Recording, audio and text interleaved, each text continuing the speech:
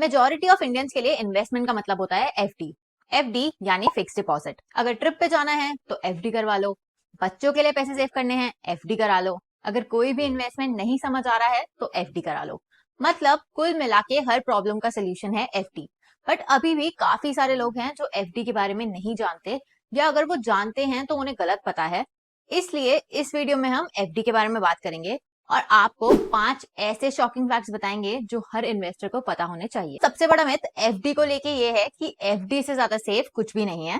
बस एक बार बैंक में पैसे डिपॉजिट करने हैं और वो कहीं नहीं जाएंगे। बट अगर आपने जिस बैंक में अपने पैसे इन्वेस्ट करे हैं वही डूब जाए तो? अब आप सोच रहे होंगे कि ऐसा कुछ हुआ तो आरबीआई है ना। वेल, आरबीआई है और उसने आपके 5 लाख तक के डिपॉजिट को इंश्योर भी किया हुआ है, लेकिन ये सब बैंक्स में नहीं होता।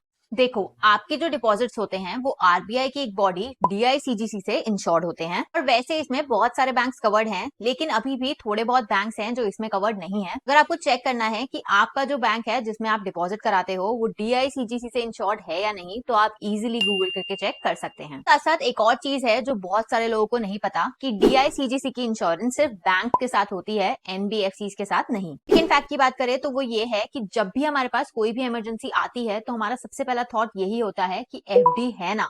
बट ये एफडी से पैसे निकालना आपके लिए स्मार्ट मूव नहीं होगी। अब आपको ये तो पता होगा कि अगर आप अपनी एफडी को प्री मेच्योरली ब्रेक करते हो तो आपको पेनल्टी लगती है, एंड इसके साथ साथ जो आपको रेट ऑफ इंटरेस्ट प्रॉमिस किया होता है उससे भी कम मिलता है।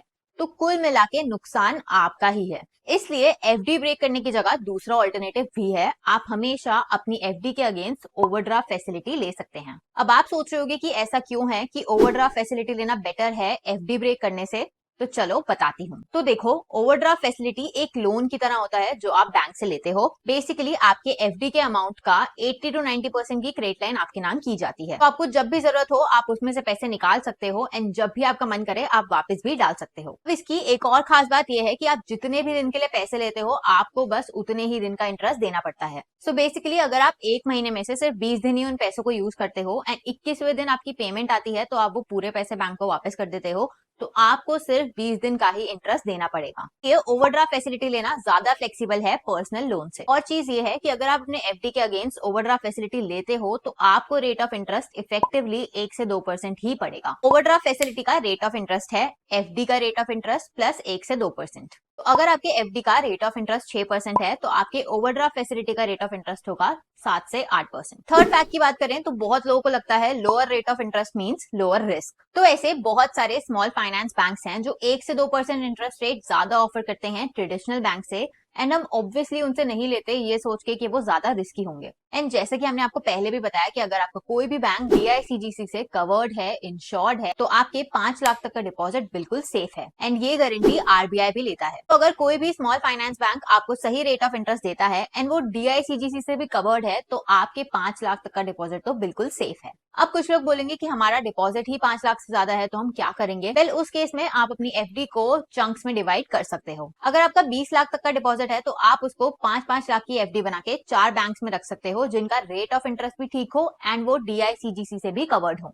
फोर्थ मिथ की बात करें तो वो ये है कि बहुत सारे लोगों को लगता है अगर हम एनबीएफसी में एफडी कराएंगे तो वो बहुत रिस्की है एंड उसमें तो हमारे पैसे डेफिनेटली डूब जाएंगे। देखो, ऐसा नहीं है। आई नो एनबीएफसी डीआईसीजी से इंश्योर्ड नहीं होती, बट फिर भी काफी सारी एनबीएफसी हैं जो बैंक से ज्यादा सेफ होती हैं। तो चलो एग्जांपल से समझाती हूँ। बजाज फाइनेंस की एफडीज को रेट किया हुआ है AAA बाय CRISIL। अब CRISIL एक रेटिंग एजेंसी है फॉर कॉर्पोरेट्स, वैसे ही जैसे सिबिल होता है इंडिविजुअल्स के लिए, एंड AAA रेटिंग एक हाईएस्ट रेटिंग है जो CRISIL देता है। अगर उन्होंने AAA रेटिंग दिया है तो इसका मतलब है कि वो डेफिनेटली सुपर सेफ है। एंड वहीं अगर कंपैरिजन के लिए बात करें येस बैंक की एफडीज की तो उनकी रेटिंग A- है जो कि 7 नॉच बिलो है AAA रेटिंग के, एंड इन्वेस्टर्स अभी भी प्रेफर करेंगे येस बैंक में एफडी कराना इंस्टेड ऑफ बजाज फाइनेंस, क्योंकि येस बैंक एक बैंक है। एक और चीज मैं आपको बता देती हूँ, अगर आप एनबीएफसी में एफडी करते हो एंड उसको प्री मेच्योरली ब्रेक करते हो तो आपको ज्यादा पेनल्टी देनी पड़ती है as compared to banks. Last fact ये है कि काफी लोगों को नहीं पता जो एफडी से आपका इंटरेस्ट बनता है उस पर आपको टैक्स देना पड़ता है। अगर आपने बैंक में पैन कार्ड सबमिट करा हुआ है तो आपको 10% टीडीएस कटता है।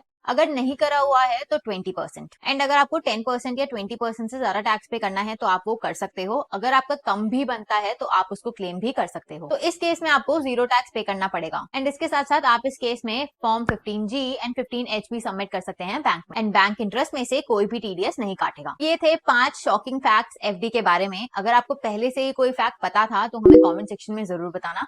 वीडियो अच्छी लगी हो तो वीडियो को like and share and subscribe to Card Academy finance.